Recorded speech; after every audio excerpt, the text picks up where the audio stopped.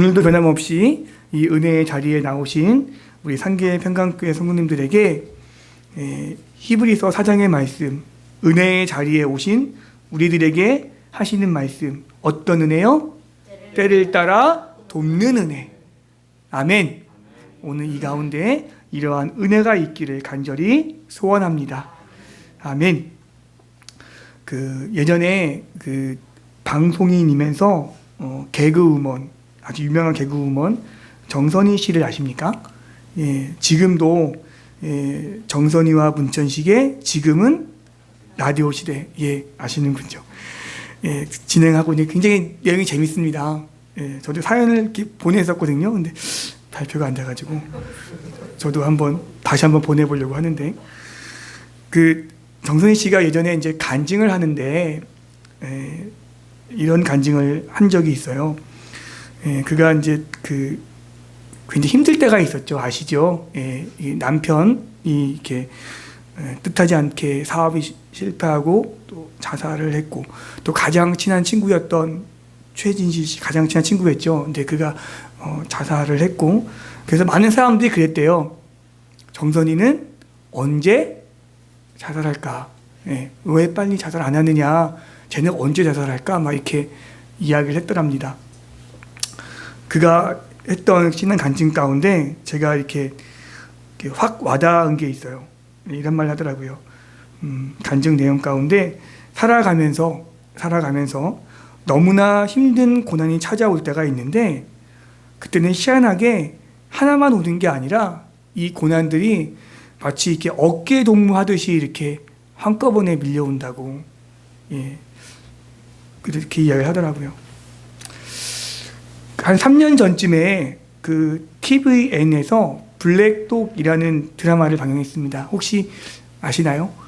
예, 무슨 내용이냐면 사립고등학교 이야기인데, 이제 정규 교사와 기간제 교사들의 어떤 이야기를 다룬 내용이에요. 근데 정규 교사가 될 뻔했던 어떤 교사가 있었는데 다른 사람한테 그 자리를 이제 빼앗겼죠.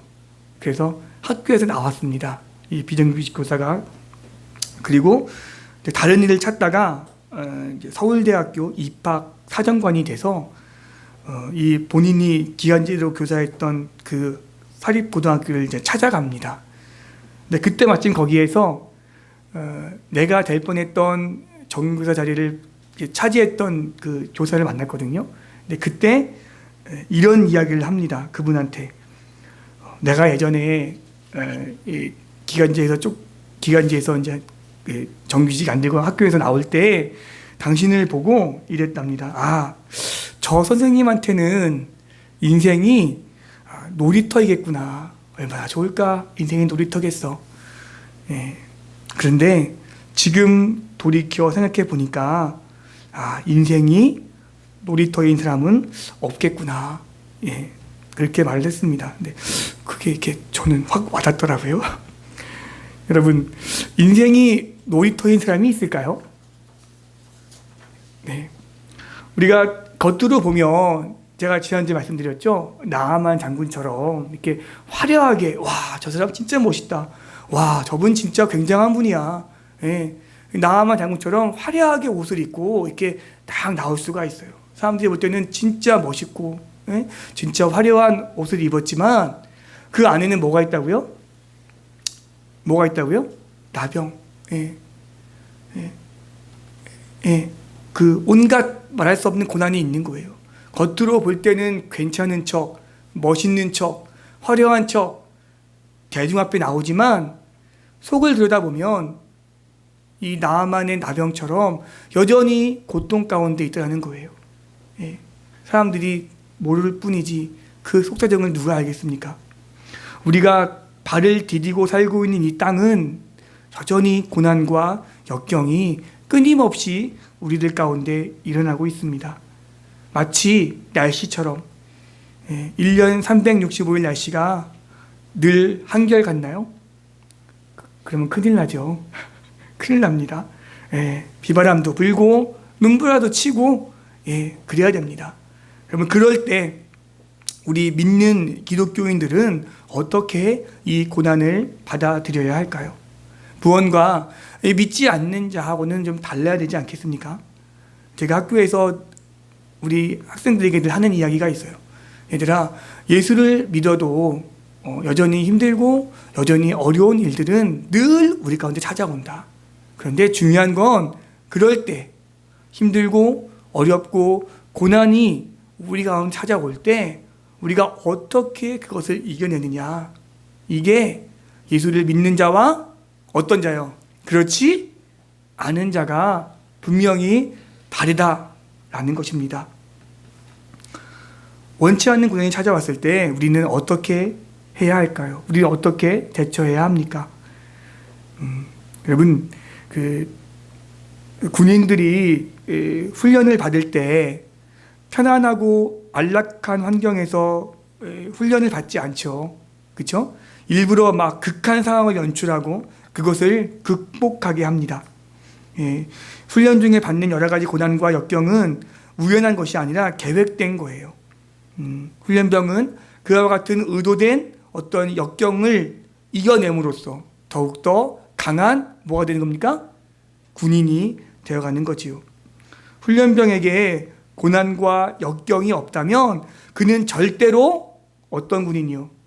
강한 군인이 될 수 없습니다. 죽을 것만 같은 힘든 훈련도 죽으라고 훈련시키는 것이 아니라 사실은 뭐예요? 죽지 말고 살아라. 그렇죠?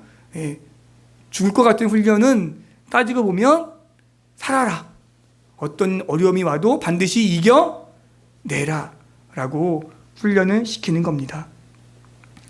자, 이것을 우리 그리스도인들로 바꿔 말하면 어떻게 될까요? 고난과 역경에도 반드시 뭐가 있다고요? 하나님의 뭐가 있다고요?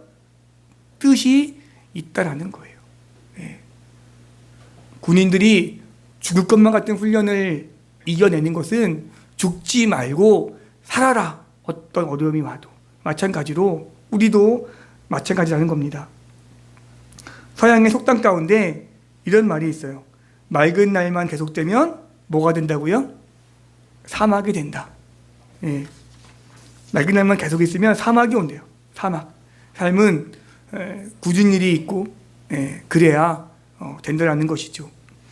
그래서 그냥 뭐 그런 이야기는 뭐 누구나 할 수 있는 이야기인데, 그러면 말씀은, 하나님의 말씀은 과연 우리에게 무엇이라 말씀하고 있는지 우리 말씀을 한번 보려고 합니다.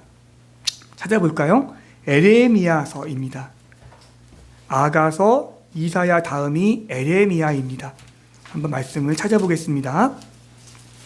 에레미야 12장, 구약성경 1069쪽에 있습니다.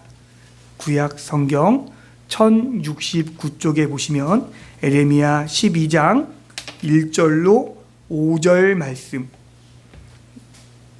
이 말씀은 조금 길긴 한데요, 우리 한번 같이 한번 찬찬히 읽어보려고 합니다. 구약성경 1070쪽에 에레미야 12장 1절로 5절 말씀을, 말씀이 조금 길지만 우리가 함께 보겠습니다. 같이요. 시작. 여호와여, 내가 주와 변론할 때에는 주께서 의로우시나이다. 그러나 내가 주께 질문하옵나니 악한 자의 길이 형통하며 반역한 자가 다 평안함은 무슨 까닭이니이까? 주께서 그들을 심으심으로 그들이 뿌리가 박히고 장성하여 열매를 맺었거늘 그들의 입은 주께 가까우나 그들의 마음은 머니이다. 여호와여, 주께서 나를 아시고 나를 보시며 내 마음이 주를 향하여 어떠함을 감찰하시오니 양을 잡으려고 끌어냄과 같이 그들을 끌어내시되 죽일 날을 위하여 그들을 구별하옵소서. 언제까지 이 땅이 슬퍼하며 온 지방의 채소가 마르리이까? 짐승과 새들도 멸절하게 되었사오니 이는 이 땅 주민이 약하여 스스로 말하기를 그가 우리의 나중 일을 보지 못하리라 함이니이다. 만일 내가 보행자와 함께 달려도 피곤하면 어찌 능히 말과 경주하겠느냐? 내가 평안한 땅에서는 무사하려니와 요단강 물이 넘칠 때에는 어찌 하겠느냐. 아멘. 여러분, 이 에레미야의 질문을 보십니까? 그 마치 누굴 닮았습니까? 어느 선지자를 닮았죠? 누굽니까? 하박국 선지자. 기억하시죠? 하나님, 왜 악인들이 이 땅에서 잘 삽니까? 나같이 하나님을 잘 믿고 섬기는 사람들은 이렇게 아둥바둥 힘들게 사는데, 저 악한 일을 하는 자, 저 권모술수를 꾀하는 저자들은 왜 저렇게 잘 삽니까? 하나님, 이거 너무한 거 아닙니까? 하박국이 고백을 이야기를 하지 않습니까? 근데 오늘 이 에레미야도 똑같은 질문을 누구에게 하고 있는 거예요? 하나님께 지금 하고 있는 거예요. 1절 말씀이 그 말씀 아닙니까? 여호와여, 내가 주와 변론할 때에는 주께서 의로우시나이다. 그러나 내가 주께 질문하옵나니. 어떤 질문이요?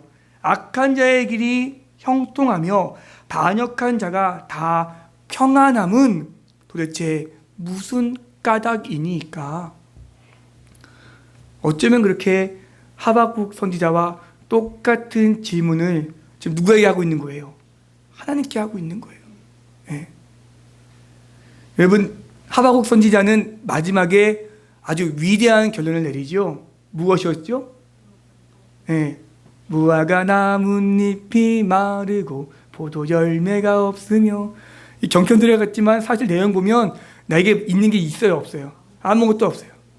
그렇지만 나는 뭐라고요? 여호와 하나님만을 만족한다. 이게 하박국의 위대한 신앙 고백이었습니다. 그럼 반대로 이 에레미야는 어떨까요?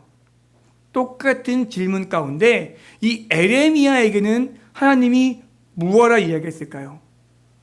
예, 이게 제가 주석을 보니까 그래요. 느닷없이 예, 에레미야의 질문 가운데 하나님이 왜 이런 일이 자꾸 있습니까? 왜 우리에게 고난과 고통이 옵니까? 라는 질문 가운데 느닷없이 하나님의 대답이 나와요. 하나님의 질문과 대답이 함께 나와요. 그게 바로 몇 절 말씀입니까? 5절 말씀이에요. 5절 말씀. 같이 5절만 보겠습니다. 이게 하나님의 대답이에요.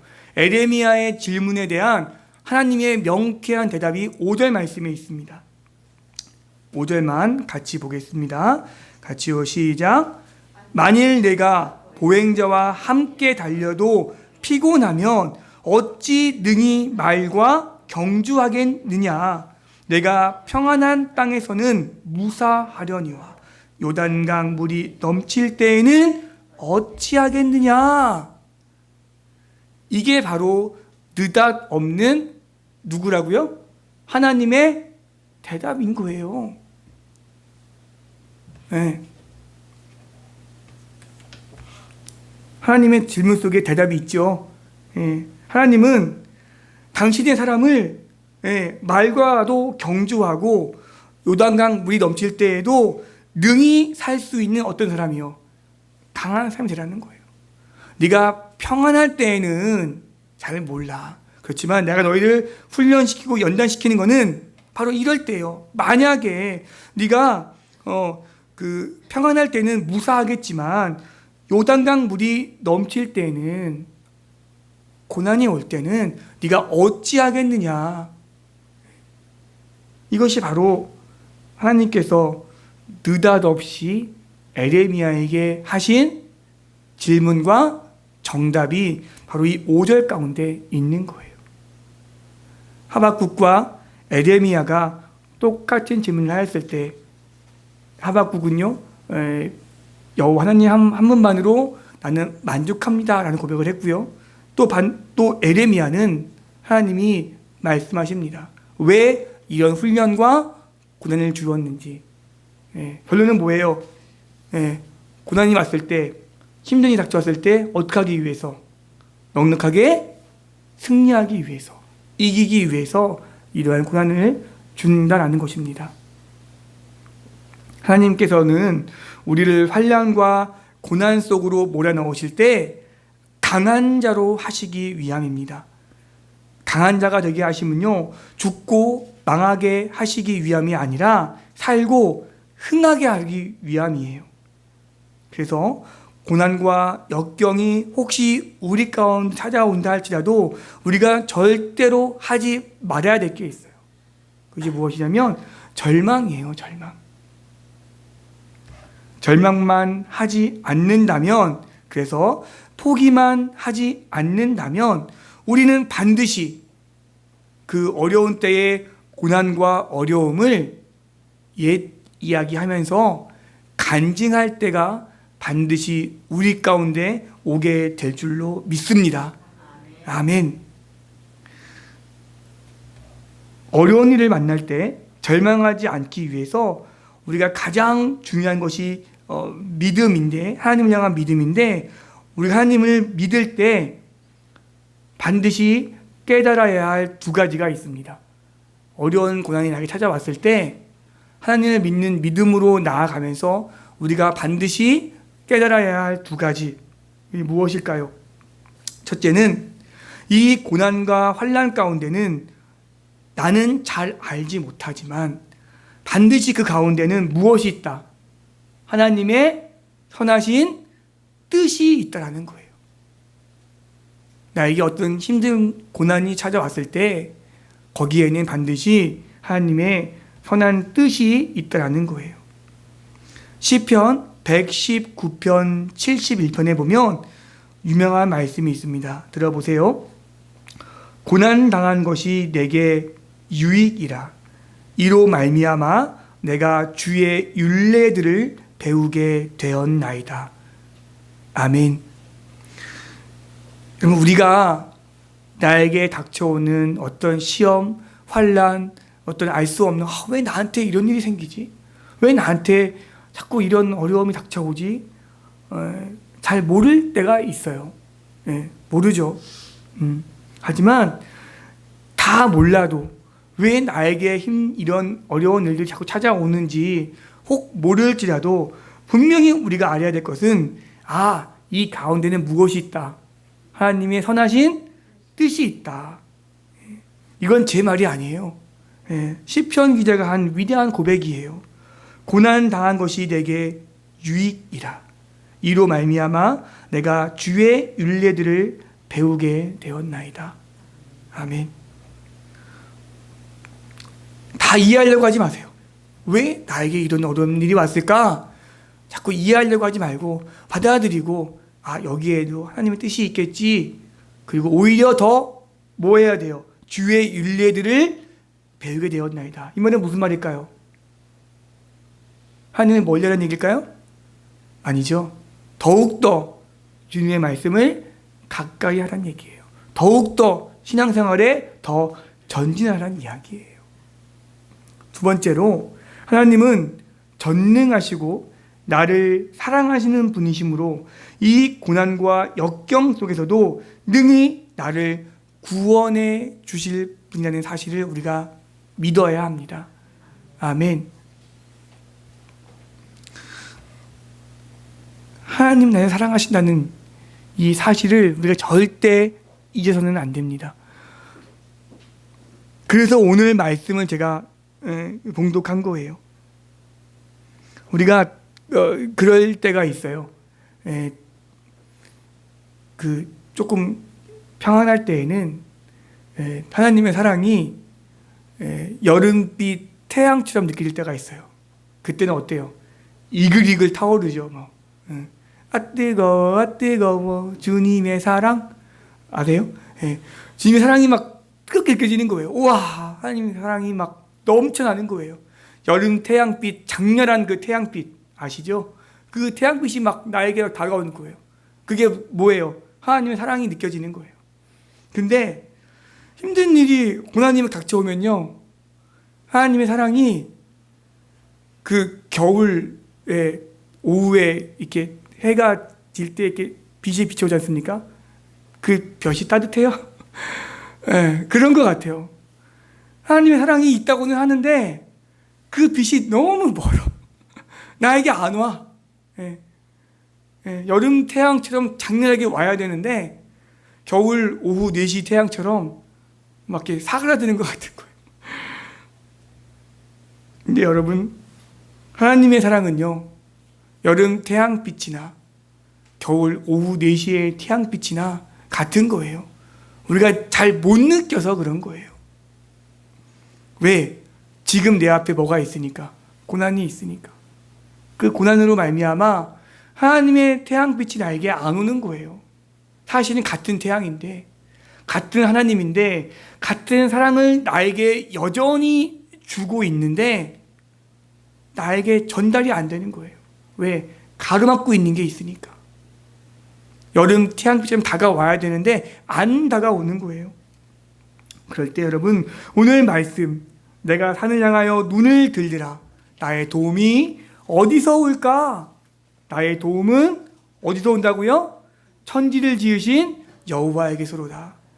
내가 산을 향하여 눈을 들리라. 나의 도움이 어디서 올까? 어디서 옵니까? 천지를 지으신 여호와 하나님이 나에게 오는 거예요.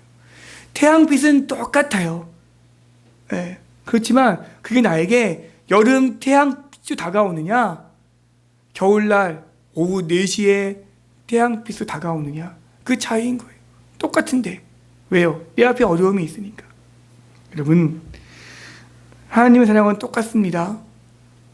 어렵고 고난이 온다고 할지라도 나에게 멀어지는 게 아니에요. 눈을 들어 하늘 바라보십시오. 오늘 말씀의 제목이 무엇입니까? 뭐예요? 네, 하늘 향하여 눈을 들어보십시오. 거기엔 여전한 여름 태양빛이 있습니다. 태산과 같은 일이 우리 앞길을 막고 있을 때 성경에 보면 사방으로 우겨쌈을 당하느라는 말이 있어요. 그럴 때, 피할 길이 없다고 느껴질 때, 다 포기하고 싶을 때 산을 향하여 눈을 드시기 바랍니다. 그리고 하나님을 바라보시기 바랍니다. 그와 같은 믿음의 고백, 사방으로 우겨쌈을 당할 때, 태산과 같이 엄청난 일이 내 앞을 가로막고 있을 때 다시금 살아갈 수 있는 힘을 나에게 허락해 주시는 분은 여전히 나를 창조하신 하나님밖에 없음을 내가 더 고백할 줄 믿습니다. 인생이 놀이터인 사람은 없을 겁니다. 개그우먼 정선희 씨의 말처럼 힘든 고난이 서로 어깨 동무를 하면서 한꺼번에 나에게 막 닥쳐올 수도 있습니다. 그러나 우리가 반드시 걱정하지 말아야 될 게 있습니다. 첫째는 뭐라고요? 이 고난에는 무엇이 있다? 하나님의 뜻이 있다. 하나님의 계획하심이 있다는 거예요. 그걸 절대 잊지 마세요.